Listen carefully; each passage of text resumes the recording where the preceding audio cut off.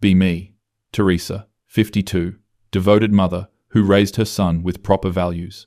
Spent years making sure Lucas understood consent, emotional labor, and women's autonomy. Taught him from age 5 that traditional gender roles are oppressive constructs.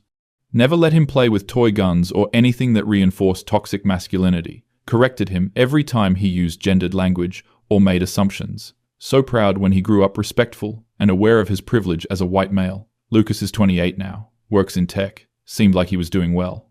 Haven't heard from him much lately, but figured he's just busy with work. Always encouraged his independence.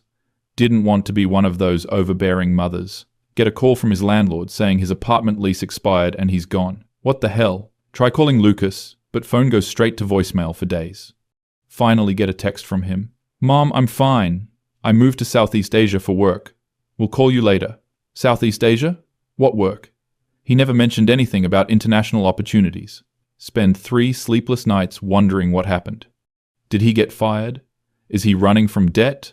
Did something traumatic happen? He finally calls me on a Sunday morning. Voice sounds different. More relaxed somehow. Immediately start asking questions about why he left so suddenly. It wasn't sudden, Mom. I've been planning this for 2 years. 2 years? And he never told me? Feel this crushing weight in my chest. Raised him to communicate openly, to share his feelings. Why didn't you tell me you were unhappy here? We could have talked through whatever was bothering you. Because I knew you'd try to fix me, and I'm not broken. That stings because I've never tried to fix him, just guide him toward being a better person. I'm your mother, Lucas. I have a right to know what's happening in your life. Actually, you don't. I'm an adult. This cold distance in his voice I've never heard before. Ask him about his job, his living situation. When he's coming back to visit, I'm not coming back, Mom. Not to live. Maybe not even to visit. Feel like someone punched me in the stomach. What do you mean you're not coming back? This is your home. No, it's not. It hasn't felt like home for a long time. Spend the next hour trying to understand what I did wrong. Did I not support him enough? Was I too critical? Keep asking what changed. What made him want to leave everything behind? He keeps deflecting, talking about the weather and local food. Finally lose patience. Lucas, stop treating me like I'm some acquaintance. Tell me what's really going on. Long pause on the other end. You really want to know? Of course I want to know. I'm worried sick about you. I left because I was tired of Western women. Blink hard. Sure, I misheard. What did you say? I moved here because the dating culture back home is toxic, and I wanted to find someone who actually values partnership instead of constantly looking for reasons to be offended. Feel my blood pressure rising. This is not the son I raised. Lucas, that's an incredibly problematic thing to say. You can't just write off an entire group of people based on, see? There it is. I can't even express my feelings without you telling me my perspective is wrong. Your perspective is wrong. You're generalizing about millions of women based on what? A few bad dates? A few bad dates? Mom, I spent 8 years trying to date in that environment.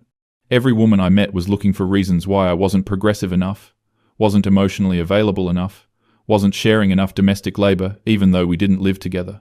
I felt like I was constantly walking on eggshells. This is exactly the kind of thinking I spent his childhood trying to prevent. Those women were probably just setting healthy boundaries and expecting you to be an equal partner. That's not toxic. That's basic respect. Equal partner. Mom, I had a girlfriend who made me apologize for holding a door open because it reinforced patriarchal power structures. Another one who said I was mansplaining when I tried to help her fix her computer, which she asked me to do. He's clearly been influenced by some very misguided perspectives. Lucas, if multiple women were telling you these things, maybe you should examine your own behavior instead of blaming them. There it is again. It's always my fault. It's always the man's fault. Voice getting sharper, angrier. I never said it was always anyone's fault. I'm saying that relationships require self-reflection. Self-reflection? I spent years in therapy trying to understand why I felt so anxious and inadequate around women. You know what I figured out? Heart sinking because I can see where this is going. What? That I was raised to believe that my natural instincts and feelings as a man were inherently harmful. That I needed to constantly monitor myself to make sure I wasn't being oppressive or threatening. Do you have any idea how exhausting that is? Feel defensive because I taught him to be considerate, not oppressed. I taught you to be thoughtful and respectful. Those are good qualities. You taught me to be ashamed of my masculinity. Every time I showed normal male behavior as a kid, you redirected it. I couldn't be competitive. I couldn't be assertive.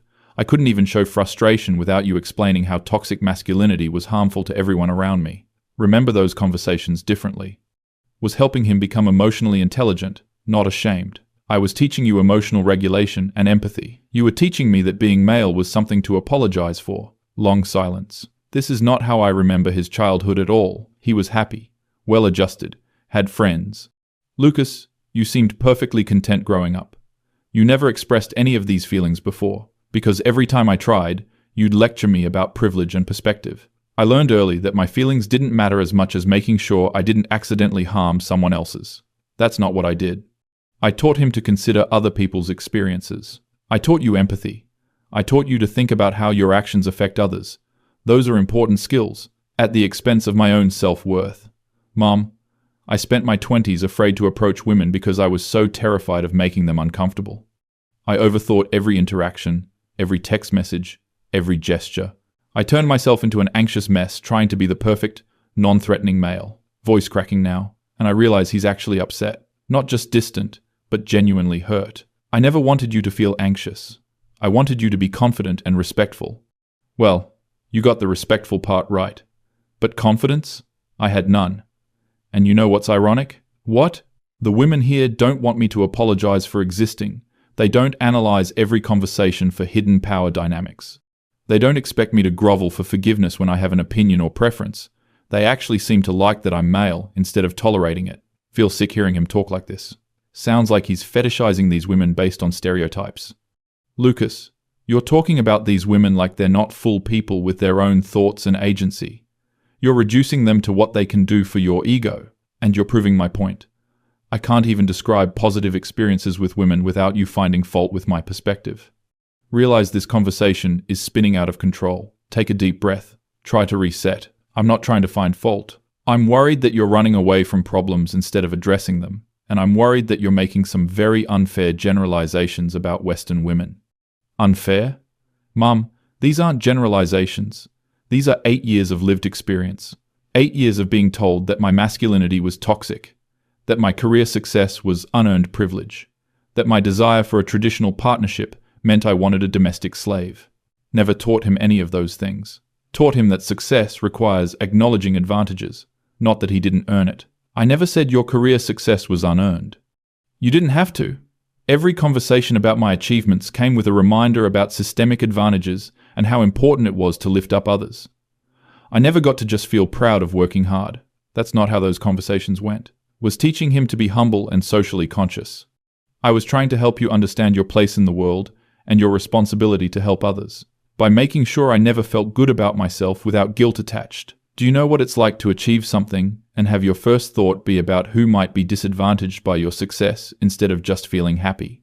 Starting to feel attacked. Spent years being a thoughtful parent, examining my own biases, reading parenting books. Made sure to raise a son who would be a good partner and citizen. I raised you to be conscious of inequality because equality matters. I'm proud of the man you became. The man I became? Mom, I became a neurotic mess who was afraid of his own shadow. I became so worried about accidentally harming someone that I stopped advocating for myself entirely. This is not the reality I remember. He was successful, had relationships, seemed content. You dated plenty of women. You had long-term relationships. You seemed happy. I seemed happy because I learned to perform happiness while suppressing everything authentic about myself. Every relationship was me trying to be who I thought they wanted instead of who I actually was. Long pause, feeling like I'm talking to a stranger. Who are you actually, Lucas? I'm someone who likes being competent and protective. I like solving problems and taking charge sometimes. I like feeling needed and appreciated. I enjoy traditionally masculine things, and I'm not ashamed of that anymore.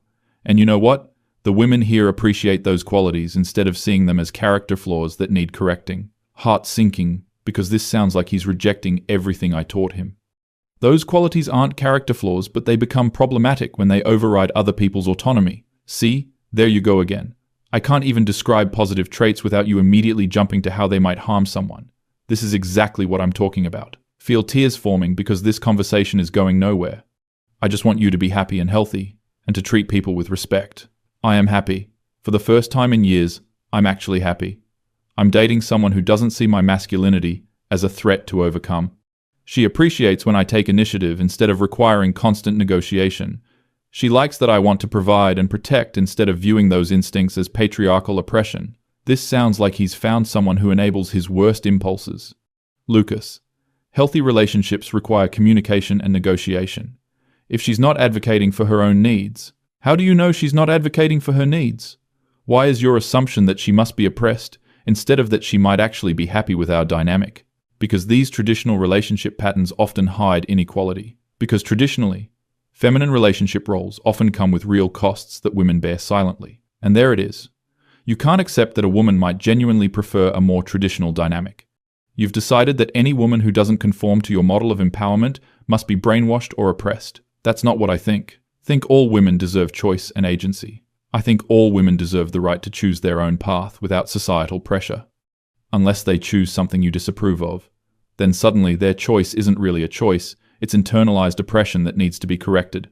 Feeling frustrated because he's misrepresenting my views. That's not what I said. It's what you implied.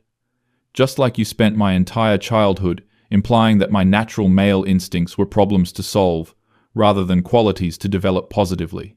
Took such care to balance things. Encouraged his interests while teaching awareness. I encouraged your interests. I just made sure you understood the impact of your behavior on others, at the cost of ever feeling confident in my own instincts. Mom, I second-guessed everything for decades. Every decision, every preference, every natural reaction had to be filtered through, whether it might reinforce harmful patterns. Do you have any idea how paralyzing that becomes? Never intended for him to feel paralyzed, wanted him to be thoughtful. I wanted you to be a critical thinker. I became a critical thinker about everyone except the people who taught me to think that way. It took moving halfway across the world to realize that maybe, just maybe, some of my natural instincts were actually healthy and normal. Feeling like everything I thought I knew about my parenting is being questioned. What natural instincts are you talking about? Wanting to lead sometimes, wanting to be relied upon, taking pride in being strong and capable, enjoying the fact that I'm male instead of constantly apologizing for it, wanting a partner who compliments me instead of competing with me. These don't sound inherently problematic, but the way he's framing them worries me. Those things aren't wrong, but they become wrong when they prevent your partner from having equal say or equal opportunity. And why do you assume they would? Why is your default assumption that traditional masculine behavior automatically oppresses women? Because historically, it has. That's the point of feminism. To address those patterns. Because historically, those dynamics have resulted in women having less power and fewer choices. So because some men in the past abused those roles, I'm not allowed to embody positive versions of them? I have to reject my entire gender identity because other people misused similar traits, feeling attacked for having reasonable concerns about gender dynamics. You don't have to reject your gender identity. You just need to be aware of how power dynamics work. I've been aware of power dynamics my entire life. I've been hyper-aware to the point of dysfunction. And you know what I discovered? All that awareness didn't make me a better partner. It made me an anxious, indecisive mess who was afraid to have preferences. This conversation is becoming so painful. Feel like I'm losing my son to some kind of reactionary thinking. Lucas, I'm scared that you're overcorrecting. I'm scared that you're rejecting important principles because dating was difficult. Dating wasn't just difficult, Mum. Dating was humiliating. I felt like I was constantly on trial for crimes I didn't commit.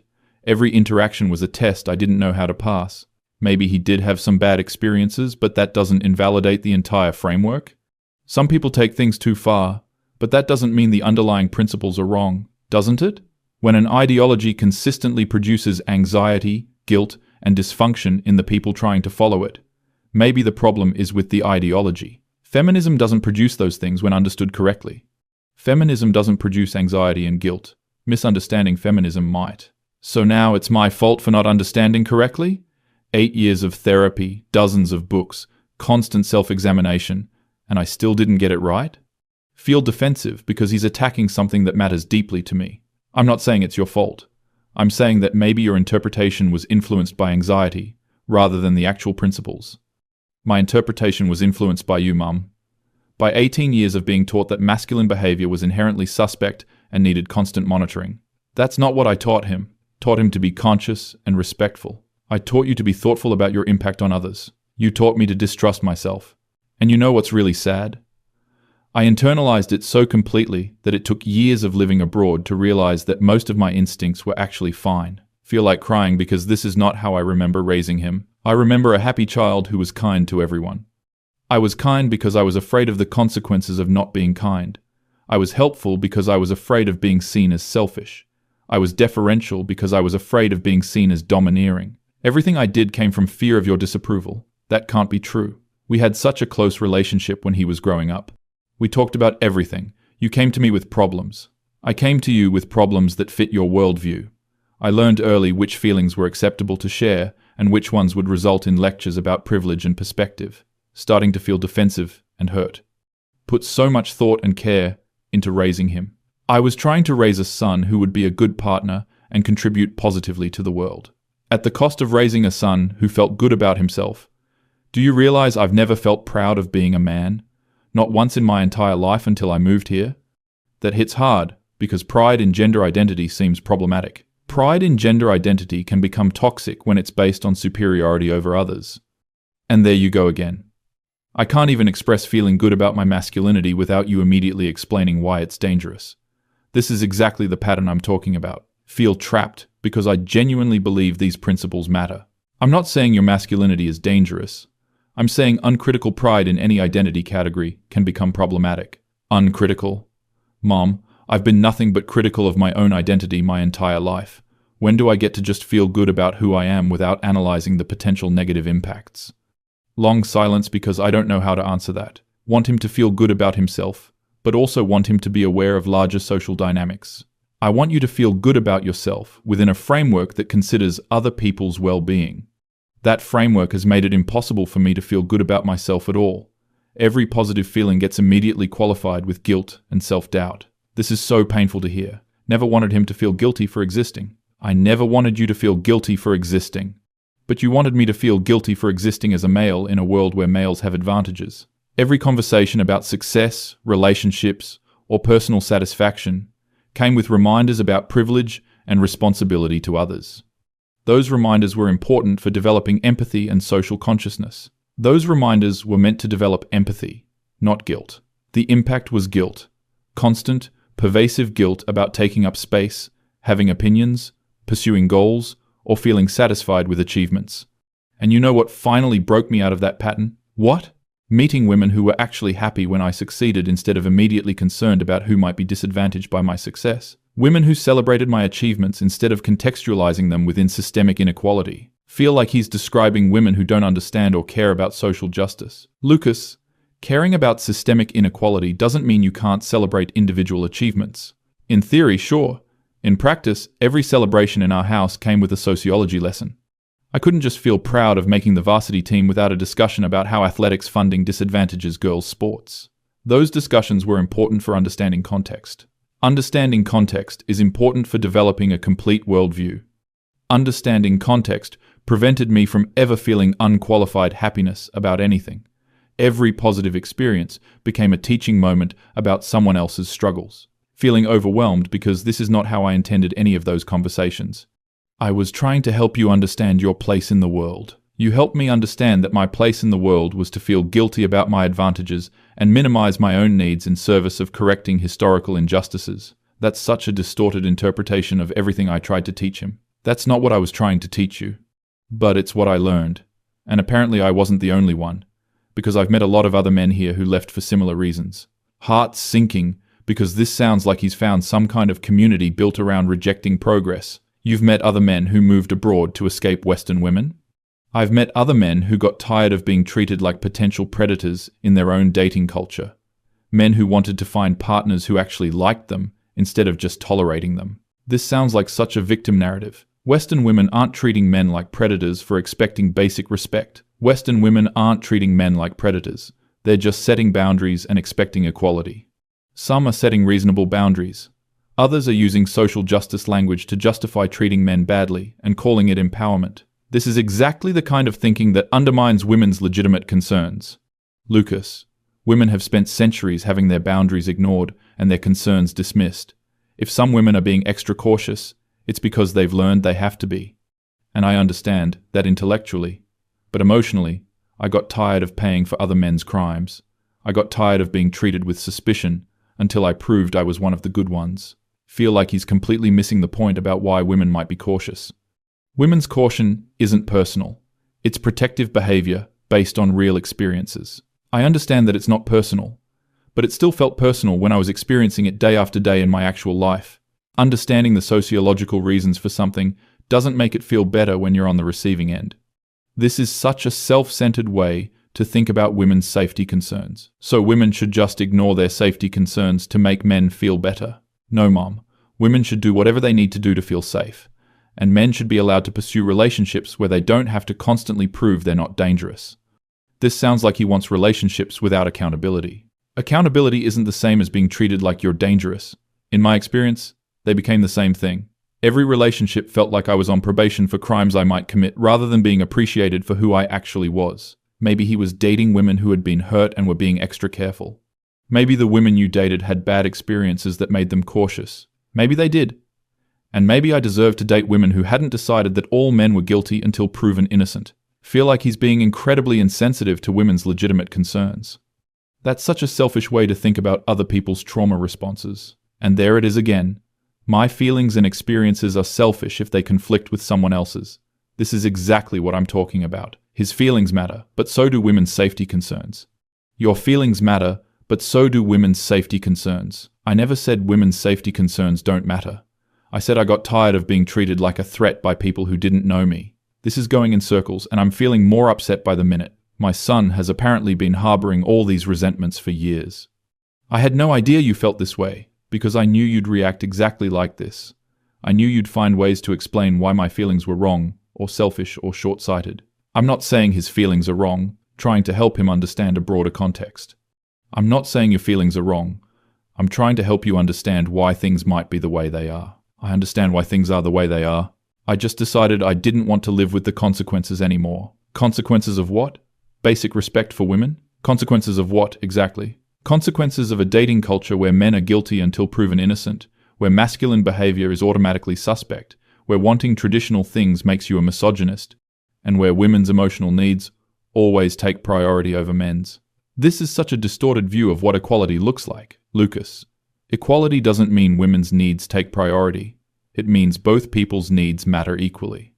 In theory. In practice, every relationship I had involved me constantly adjusting my behavior to accommodate her comfort while she never had to consider mine. Maybe he was in some unbalanced relationships, but that's not representative of all women. It sounds like you had some unbalanced relationships. That doesn't mean all Western women are unreasonable. I didn't say all Western women are unreasonable.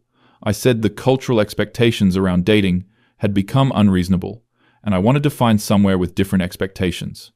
Feel like this whole conversation has been him attacking everything I believe in. It sounds like you're rejecting the idea that men need to be conscious of their impact on women. I'm rejecting the idea that being conscious of my impact means I'm not allowed to have needs or preferences or boundaries of my own. Of course, he's allowed to have boundaries. Everyone deserves boundaries. Of course you're allowed to have boundaries. Really? Because every time I expressed a preference or boundary, it got analyzed for hidden sexism. I couldn't even say I preferred women who were more traditionally feminine without being accused of wanting to oppress someone. Preferring traditionally feminine women can be problematic if it's based on wanting compliance. Preferring traditionally feminine women can be problematic if the attraction is based on wanting someone compliant rather than appreciating actual qualities. See? I can't even have aesthetic preferences without you psychoanalyzing them for hidden motives. This is exactly what I mean. Feel frustrated because these distinctions matter. These distinctions do matter, Lucas. To you. They matter to you. They don't matter to me anymore. And they don't matter to the woman I'm dating now, and we're both happier for it.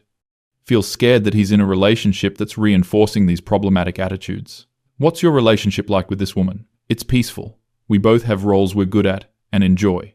She likes that I take charge of certain things, and I like that she takes charge of other things. Neither of us spends time analyzing whether our dynamic reinforces harmful gender patterns. This sounds like they're just falling into traditional patterns without examining them. Don't you think it's worth examining whether your patterns are healthy? We did examine them. We decided they work for us and make us both happy. That was the end of the examination. But happiness isn't the only measure of whether a relationship dynamic is good. Happiness isn't the only measure of whether a relationship is healthy. What else should we measure it by? Your approval? That hurts because I'm his mother, and my concerns should matter to him. I'm your mother. My concerns about your well-being should matter to you. Your concerns about my well-being always came with concerns about whether I was reinforcing harmful social patterns. I got tired of my personal happiness being secondary to your political goals. My political goals? These aren't political goals. They're basic human rights. These aren't political goals, Lucas. These are basic principles about treating people fairly. And I do treat people fairly. I just do it without constantly second-guessing whether my fairness meets your specific definition. Feeling so hurt and frustrated, this conversation has gone completely off the rails. I feel like you're rejecting everything I tried to teach you about being a good person. I'm rejecting the parts that made me miserable and keeping the parts that actually helped me be good to people. But how can he know which parts are which without maintaining awareness of social dynamics? How can you tell which parts to keep without maintaining awareness of social dynamics? By paying attention to results instead of theory. If something makes me and the people around me happier and healthier, I keep it. If it makes us anxious and guilty, I discard it. This is such an oversimplified way to think about complex social issues. Social justice isn't just about personal happiness. It's about creating fair systems for everyone.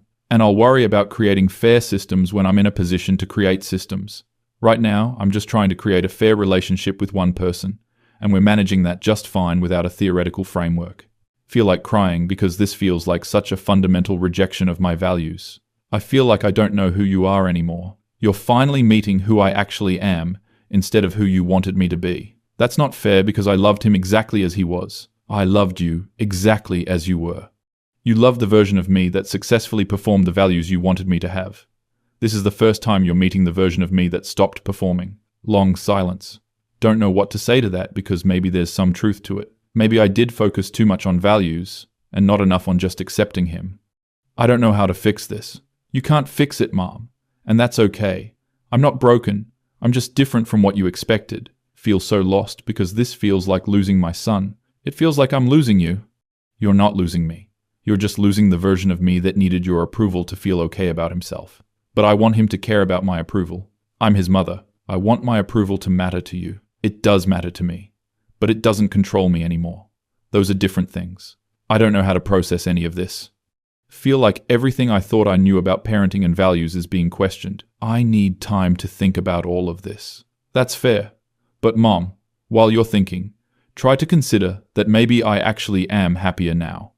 Maybe the changes I've made are actually good for me, even if they don't align with your worldview. Hang up the phone, feeling completely shattered. Spend the rest of the day crying and questioning everything. Call my sister Rebecca to talk through what happened. She listens to the whole story without judgment. What do you think I should do? I think maybe Lucas has a point about some things. Feel betrayed because Rebecca is supposed to be supportive. What do you mean? I mean, maybe you did focus a lot on making sure he had the right political opinions instead of just supporting him as a person. That's not what I did. I raised him with important values. You did. But maybe you also made him feel like he had to earn your love by holding those values correctly. Rebecca doesn't understand because she doesn't have kids. She doesn't understand the responsibility of raising a son in this world. You don't understand the responsibility of raising a son who won't harm women. And you don't understand what it might have felt like to be that son. Feel so alone because even my own sister is taking his side. Spend weeks replaying the conversation, wondering if there's truth to what he said, wondering if I somehow failed him. He calls again a month later. Voice still has that calm, distant quality. How are you doing, Mom? I've been better. I've been thinking about what you said. And? I still think many of your criticisms are unfair. But I'm willing to acknowledge that I might have been too focused on political outcomes and not focused enough on your emotional well-being. That means a lot to me. But I also need you to acknowledge that the values I taught you matter, even if my methods were imperfect. I do acknowledge that, Mom. I just think there are multiple ways to embody those values, and the way you taught me wasn't working for me personally. You feel slightly better that he's not rejecting everything. Can you tell me about your life there? About the woman you're dating? He talks for an hour about his job, his apartment, his girlfriend Maria. She sounds lovely and accomplished and kind. Also sounds like she has very traditional ideas about relationships. By the end of the call, still feels sad and confused, but also relieved that he sounds genuinely happy. Maybe Rebecca was right that my methods were flawed, even if my intentions were good. Maybe love means accepting that your child might choose a different path than you'd prefer. Still believe deeply in feminist principles. But maybe believing in those principles doesn't require my son to embody them exactly the way I would. Feel like I lost an argument I didn't know I was having. But maybe winning the argument was less important than maintaining the relationship. Still don't understand his choices. Still worried he's making mistakes, but he's an adult, and maybe trusting him is more important than being right. Still thinking about everything he said. Wondering if other mothers have had similar conversations with their sons. Wondering if this is just what happens when your children grow up and form their own opinions. Feeling older and less certain about everything than I did before this started.